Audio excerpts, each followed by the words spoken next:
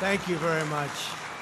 Thank you very much. We've had an exciting time. It's been incredible. And as you know, we just hit the highest we've ever hit on the Dow. The stock market's the best it's ever been. Jobs are the best they've ever been. A couple of other little factors, not so bad. We're doing great, and we have a great military, and I thank you for that. And I want to thank Marilyn. She's been a friend of mine for a long time, and she's done an incredible job, and she just did me a beautiful favor, keeping it a beautiful Sikorsky plant open in the great state of Pennsylvania. Some people would say Commonwealth. I'll call it both. But all I know is they're really happy in Pennsylvania right now. And we love Pennsylvania, and I really appreciate what Marilyn did. I'm thrilled to be back in your great state, a state that I won, and we won it not so late in the evening, a little bit early in the evening, actually, which is even better. And we had a lot of support from your company. Derco has been incredible. We have a lot of support here, and one of the reasons I'm here is Marilyn. One of the reasons I'm here are you, because we really have had tremendous, there's a great spirit in this company. We're here today to celebrate the triumphant return of American manufacturing. You know what they said, it was going to be gone, but it's not gone. It's really thriving, and it's starting to build up at a level that nobody thought was possible. Everything we're doing to keep the assembly lines rolling full speed ahead, that's being done, and we're doing it right. We're proudly defending our most important national resource, the American worker. That's what it is. It's pretty amazing how the American worker has just really, there's nobody like our American worker. We're glad to be joined today by Secretary Wilbur Ross. Where's Wilbur? Wilbur, how are you? Thank you, Wilbur. Great job. A friend of mine and somebody who's very, very tough and very, very smart, Senator Ron Johnson. Ron, thank you.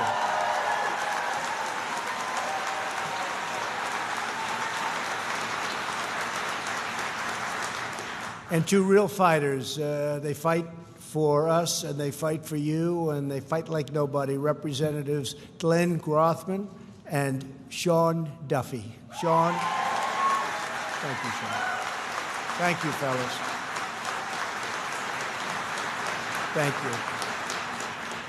I especially want to thank your general manager here at Derco, Peter Winkler. Peter? Good job. They were showing me some of the work they do. It's beautiful, it's complex, and it is real stuff. That's the real deal, right, Peter? For 40 years, the patriots of Derco Aerospace have built and repaired parts for airplanes, jets, and helicopters, and you have done it with unmatched precision and unmatched skill. Really an incredible company. Recently, our entire nation was inspired by the mastery of your craftsmanship during our wonderful Independence Day celebration on the National Mall. It's called a suit, right? Salute to America. That was something. They weren't sure, the fake news, they weren't sure if people were going to show up. Did they ever show up, right? Did they ever show up? We had a tremendous, it was packed, and it was raining. It was, people said, did I have a tent? Because I looked very dry. I said I wasn't dry and I had no tent. It was a rainy day, but in a way it was a beautiful day. And when those planes and helicopters flew overhead, it was something like we haven't really seen too much lately. There's tremendous spirit and love in our country. That day, the United States Marines soared overhead in a magnificent aircraft like the ones you support from here in Milwaukee, the MV-22 Osprey. Our country also witnessed the awesome might of the U.S. Navy flying another plane that you will soon support, the unstoppable stealth F-35 Lightning II.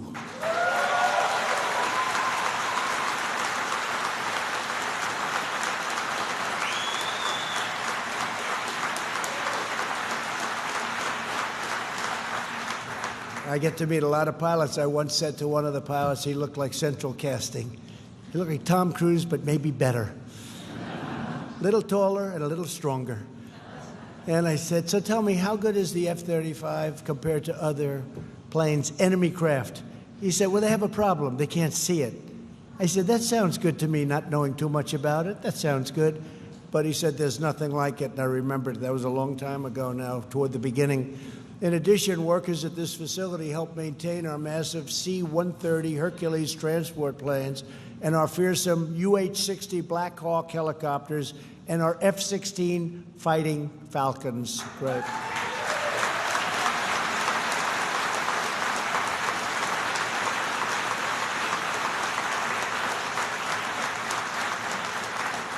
Pretty busy. What do you do in your spare time, by the way? It's a lot of work. With the help of 280-pound Americans at DERCO, and you know what I mean, the USA truly has the best aircraft, flown the best pilots, and we have the greatest pilots in the world. They fly they are pilots like no other. Made and maintained the best workers anywhere in the world, and I'm excited to hear that thanks to your new responsibilities for the F-35, your company will be expanding its workforce by 15%. Is that right, Marilyn? Wow. That's good. That's good.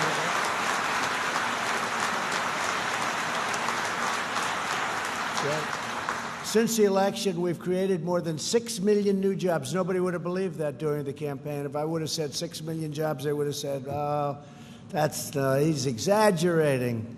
I did say like 4 million, but we got 6 million, so I was under-exaggerating, including more than 500,000 manufacturing jobs.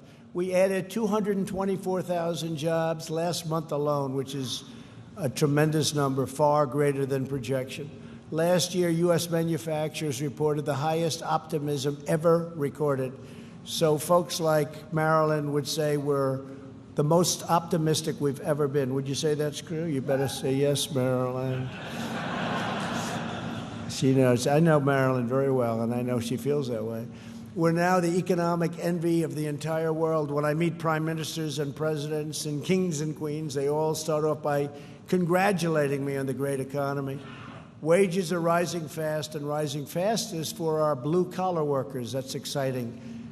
You hear so much about the upper end. Well, they don't realize the blue-collar, proportionately blue-collar workers, the manufacturing companies, these are the companies that are doing so well. Unemployment has reached the lowest rate in over half a century, and we expect to soon be beating that.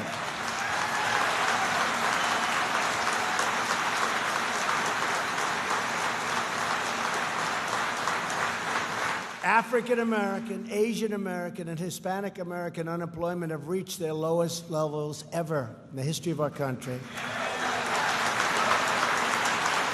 And right here in Wisconsin, the unemployment rate is just 2.8%, among the very lowest in the country. It's a great state. It's a fantastic state. So, doing some phenomenal work. We've powered our economic turnaround by following two fundamental rules. If it hurts American workers, we don't do it. It's very simple. And if it helps American workers, we definitely do it, and we do it quickly. It's very simple.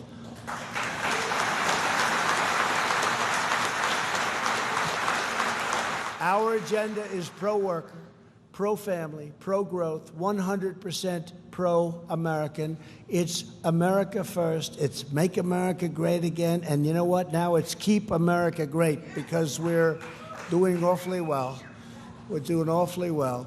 To stop the offshoring, you know what offshoring is, of American jobs, I signed the largest package of tax cuts and reforms in the history of our country.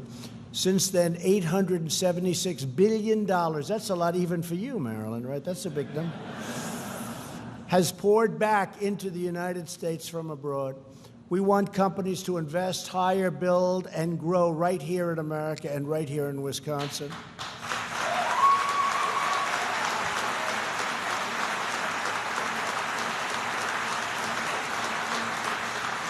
We cut a record number of job-killing regulations, which will give the average household an extra $3,000 each year. So each year, the average household, and you all see it, you all feel it, will get an average of $3,000. That's a lot. That's the biggest tax cut we've ever had in this country. And by the way, I see the Democrat platform. They want to raise your taxes. I don't think that, I don't know. Maybe, I haven't been a politician too long. Somehow that doesn't play well, right? They want to raise your taxes. Okay, we'll figure that one out. We launched an American energy revolution. The United States is now the #1 producer of oil and natural gas anywhere in the world, and it's not even close.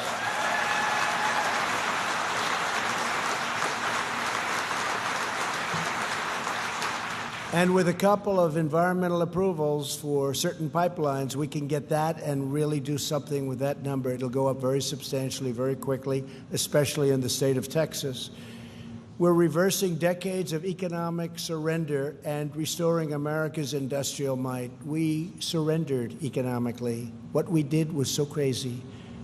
We helped other countries that we never thought about our own country. We lost the magic. We've gotten it back, and we've gotten it back, I think you'll soon see, greater than ever before.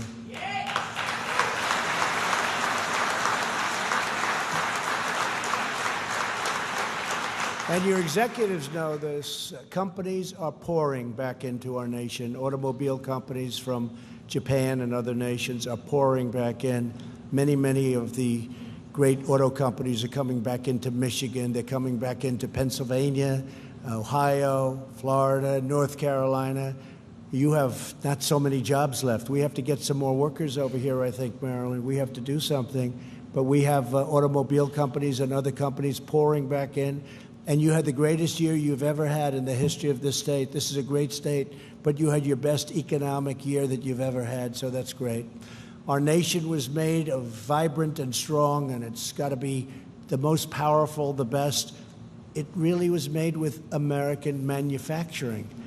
And you know that a previous administration said manufacturing's gone. You're going to have to take a magic wand to bring it back. Well, that was wrong. The previous administration, they allowed foreign nations to plunder our wealth and to pillage our factories. They sold out our workers and they hollowed out our industrial heartland. But those days are over. And I have to tell you, it's not just the previous administration. It's been many administrations, in all fairness to President Obama. It's been many administrations. They allowed it to happen. They allowed our factories to close, our workers really to not have jobs. We created jobs for other places, for other nations, and we sacrificed so many, 60,000 plants, millions and millions of jobs were lost during, I call them the stupid years, but now we're back into the really smart years. We had the smart years, now we're the really smart years. They were the stupid years. What they were doing was incredible. NAFTA, one of the world's worst trade deals ever. I know a couple of others, we've been involved in them too. World Trade Organization, that's a beauty. You don't know as much about that, but NAFTA was a disaster for this country, and we're going to be replacing that very soon, hopefully with the USMCA, and that's going to be something really special. It's going to keep jobs. One of the things I said to start off, I don't want people leaving this country, meaning companies. I don't want to incentivize companies to leave, fire their people, build product, sell the product over in our country, no tax whatsoever. So we end up with no jobs, no factories, no taxes, no nothing. It's not going to happen anymore, and it can't happen under our new agreement.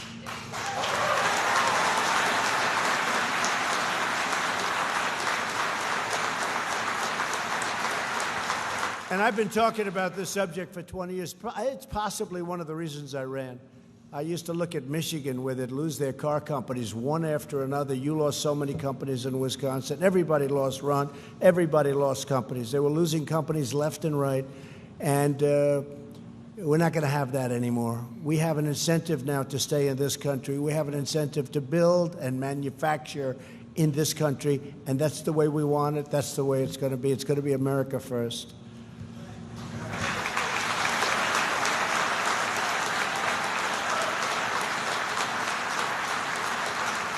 After years of rebuilding foreign nations, we are finally rebuilding our nations. It's as simple as that. We've built other nations. We focused on other people's borders. We'd fight for other borders, but we don't fight for our own border. We have open borders, and they had our military men protecting their borders. Figure that one out. But it's all changing, and it's changing very rapidly, and we're doing really well right now. Mexico has 21,000 troops on the border, guarding our border. Our laws are so bad, our military can't do a damn thing. We have the greatest military in the world. But between catch and release, we catch them and we release them. Think of it. We catch them, take a little number, come back in 3-4 years. These are the Democrats, and they should change them, Sean. They should change them so easily, but they don't want to do it. It's politics. They want open borders. I really think they want open borders. Even though 4 or 5 years ago, they all wanted strong borders and they wanted walls and everything else. That was when they were sane, but they're no longer sane. For years, politicians let China take the crown jewels out of our country. My administration has taken the toughest ever stance to stop these incredible abuses. As a candidate for president, I also promised to replace the disaster known as NAFTA. Since NAFTA's adoption, the United States was losing jobs and losing plants like nobody's ever lost before. Almost 1 in 5 auto jobs were lost due to NAFTA, and I think that's a wrong number. I think it's worse than that. But now we're demanding that you get, as people working here and as companies and as a great strength. I want you to have strength, but I want you to have a level playing field, because when you have a level playing field, nobody can beat you. You didn't have a level playing field. You had a playing field that was like this, and you had to go uphill. That's why we're replacing NAFTA with the brand new U.S.-Mexico-Canada agreement. The USMCA will be the most modern, cutting-edge trade agreement in history, with the strongest protections for the American worker ever put in any trade agreement, and that was the single most important thing to me.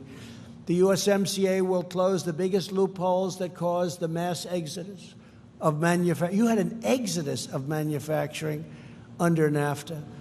By ratifying the USMCA, Mexico is now committed to be the toughest and have the toughest labor provisions, the highest environmental standards, and the most comprehensive enforcement provisions ever implemented in a trade agreement, ever. For years, labor unions and lawmakers urged past administrations to secure these types of trade provisions. They did absolutely nothing. No administration did anything except lose jobs. We were laughed at by the rest of the world. We were patsies. And I didn't blame China. I didn't blame all of these countries. Mexico, they took 30% of our automobile business. I don't know if you know that or not. They have plants the likes of which you've never seen before. They took 30%, probably more than that, of our automobile. I don't blame them. I don't blame anybody. I blame our past leaders. I blame the people in administrations that allowed this to happen. It's not China's fault that we were stupid. It's not China's fault that we allowed it to happen. We lose $500 billion a year. It's now turning. We're taking in billions and billions of dollars in tariffs. I'm giving billions of dollars back to the farmers because they pinpointed the farmers. They said, we're not going to buy here, we're not going to buy there, because then Trump will stop doing to us what he's doing. Except the farmer said, we don't care, because he's right. Because for 15 years, a farmer, if you look, 15 years, it's been like this. It's a one-way street, and it was a street downward. But it's been incredible. And I'll never forget, I had a meeting, Marilyn, with farmers a year ago. And I told them what is going to happen. And I said, you're going to be the single biggest beneficiaries ultimately. And I said, we're going to get you subsidies. We're going to get, and farmers looked at me like all at one time. I had probably 30 in a big, beautiful room, the cabinet room at the White House. Beautiful for the cabinet. But I wanted the farmers in the cabinet room because I like the farmers. And they said, sir, we don't want subsidies. I said, what do you mean? We don't want subsidies. We want a level playing field. I said, how can you tell me? Nobody's ever said that. Everybody's coming in here looking for whatever they can get. We don't want subsidy. It was, to this day, it's never happened before. They didn't want that. They just wanted a level playing field. They said, give us a level playing field and nobody can beat us at what we do. I thought it was one of the most beautiful things. But in the meantime, they were targeted by China. I went to Sonny Perdue and I said, Sonny, how much has China spent, let's say, in just about the biggest year? He said, $16 billion, sir. I said, here's what I'm doing. I'm giving our farmers $16 billion out of the tariffs, which frankly are much more than that. I shouldn't say that because they'll ask for more. But they are. The tariffs are far more than that. And a lot of companies are leaving China now because they want to go to a non-tariffed country. And some of those companies are coming here. It's been incredible. We're taking in billions and billions of dollars, and I'm giving our farmers a chunk because they were targeted. These are great American patriots. And I'll tell you, I didn't see anybody. You know, they go and they do these focus groups on television, even on the real fakers on television, where you think it would be the farmers' world. No, it's not like things are perfect, but we're with our president. But now things are pretty good because we are doing $16 billion, and that was the most that China ever purchased. And some of the farmers are really doing well. I think they're really starting. We're over the hump. We're doing really well. And in the meantime, our government has billions of dollars of money pouring in, and that money is paid for by China through reducing. If you take a look, what they're doing is they're playing around with their monetary policy to a level like nobody's ever seen before. We're not paying, and they're also pumping out cash into their system. And China's paying. Our people are not paying.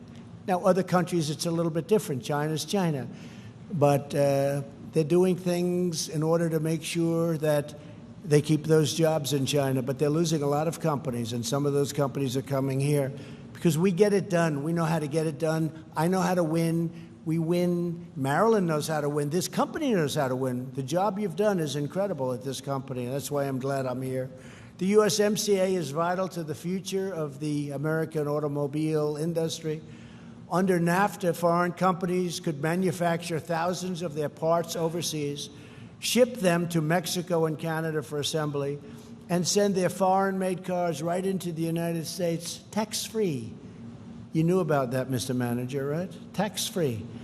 That doesn't work too well, right? Wouldn't you say they should have ended that about 20 years ago?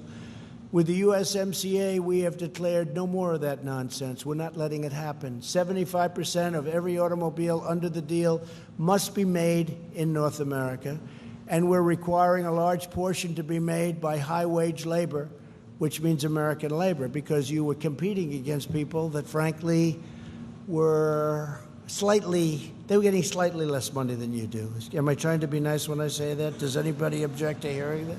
They were getting slightly less, like about 20% of what you get.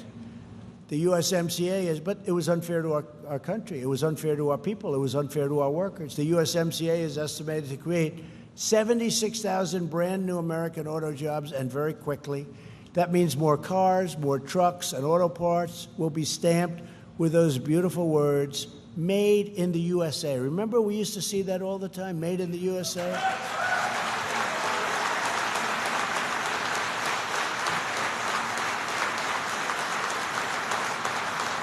Maybe we could start stamping here. We'll start right here, made in the USA. People love it. People love it. I remember, I used to see it all over, made in the USA or made in America. But maybe we should, we'll take you about, with your geniuses here, they could have that stamped on parts in about 2 seconds, right? He's looking, he said, I wonder if that's going to cost us any money to do that. Not much. Not much. It's all part of the whole deal. But made in the USA. The USMCA is also a tremendous victory for, in particular, farmers, because we have had such support. To help dairy farmers right here in Wisconsin, the USMCA stops unfair trade barriers from Canada. People love Canada. I love Canada. But there were a few countries that took advantage of us more than Canada. They were charging us tariffs of 297%. They wanted to keep it under 300 because it sounded better. 297%. Nobody knew that. The farmers knew that. They knew it very well, because essentially what they're doing is they're saying you can't sell your product in Canada because the tariff was so high. You couldn't sell it in Canada. Under our trade agreement, we will see significant increases in exports of Wisconsin agriculture, supporting jobs throughout the state. It's going to have a tremendous impact on your agriculture and on your manufacturing. Once fully implemented, the USMCA will bring up to 600,000 jobs to our shores, and it's probably going to be well over 1.2 million jobs.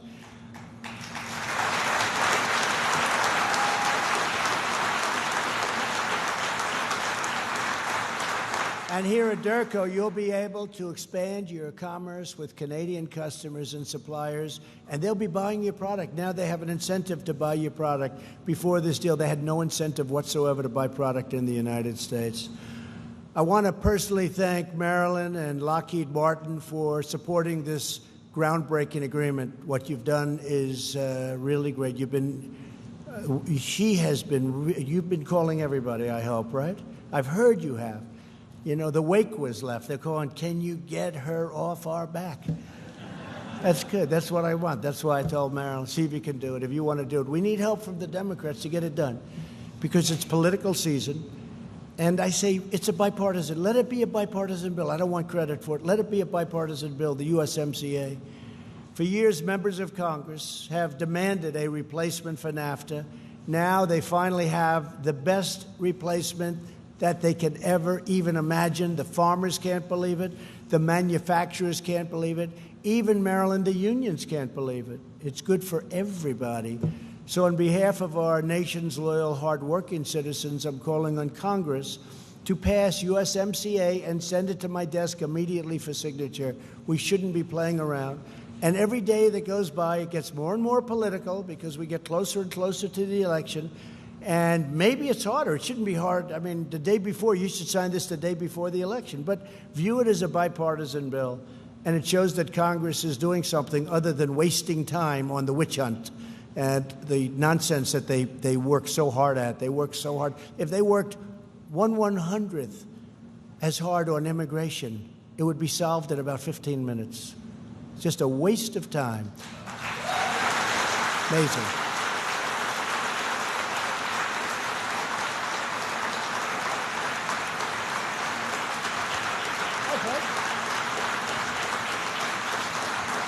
Thank you.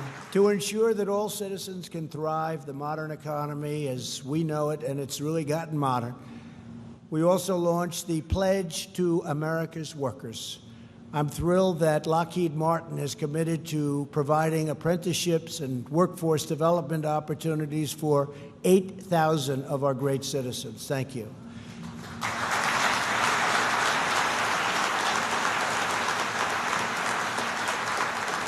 My administration lives by a very crucial motto, a motto that you would agree with 100%. Buy American and hire American. Those other days are gone.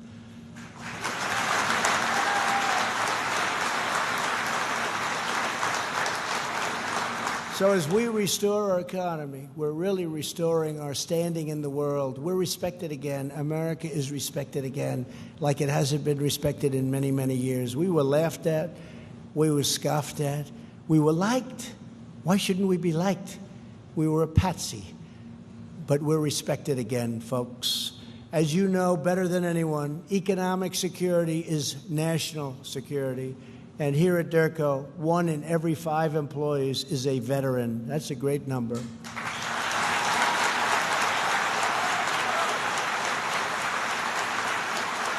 Great number.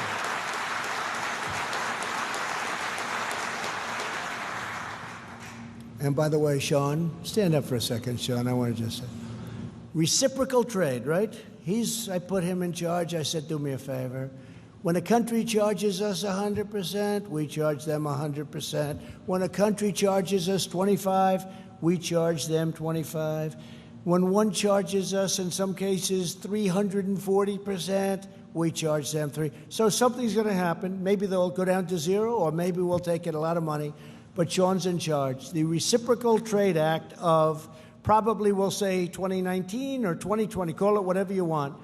It has to get done. When that gets done, nobody's going to be taking advantage of this country any longer. So I appreciate you doing that. Reciprocal Trade Act. My favorite word, reciprocal.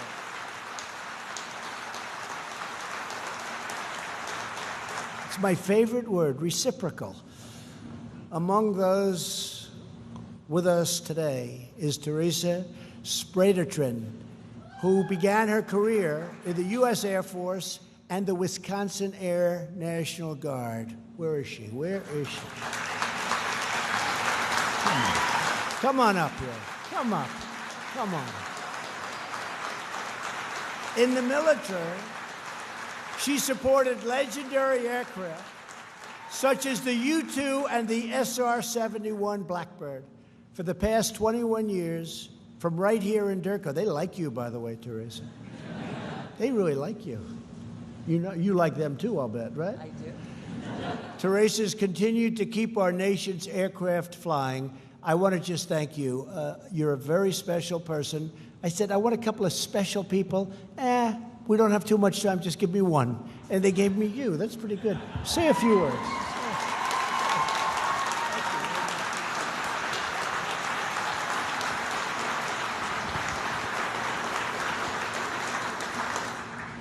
Thank you, Mr. President, for this opportunity.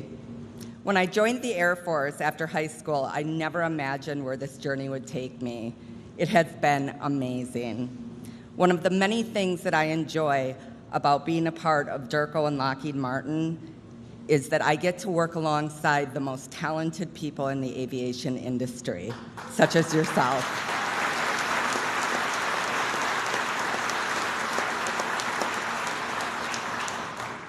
As a veteran, I'm incredibly proud to work for Lockheed Martin because I continue to support our men and women in uniform every day.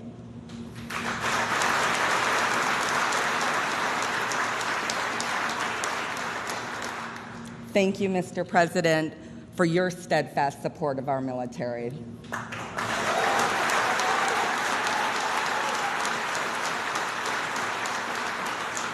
I would also like to thank Ms. Houston and my Lockheed Martin and Durko family. Most importantly, I would like to thank my husband for taking this journey with me and for his service to our country as a military retiree.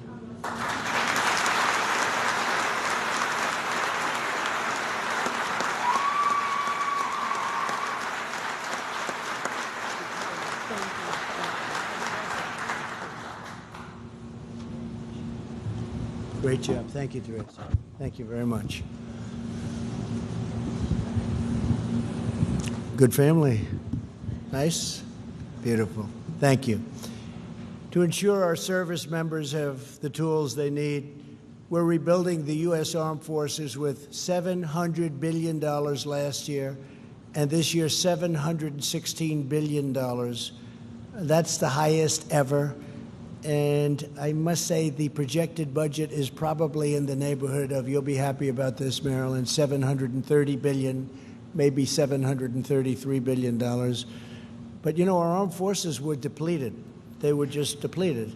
They were tired. They were exhausted. The planes were old. The equipment was old. Even the uniforms were old. And there's no other more important job that a president has. You know, they say United States Supreme Court judges. That's very important. But I think even before that, it's our military, it's defense. So while I like to cut budgets, and all of the folks up here and Ron, we like to cut budgets, we also have to have a strong military. In other words, budgets don't mean too much when you get right down to it. So we don't have a big choice.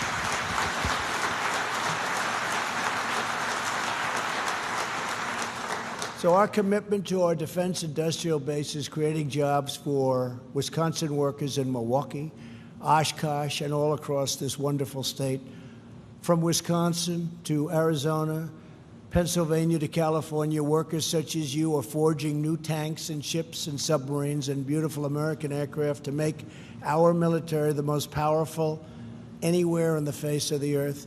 Our military now is new. We have new planes. We have new ships. We have many ships being built, many submarines being built, submarines like nobody's ever seen before, and other things. Men and women like you make this country run. You make this country proud. You make this country great. You keep our lanes of commerce flowing, our communities thriving, and our great American flag flying high. The magnificent red, white, and blue flies high.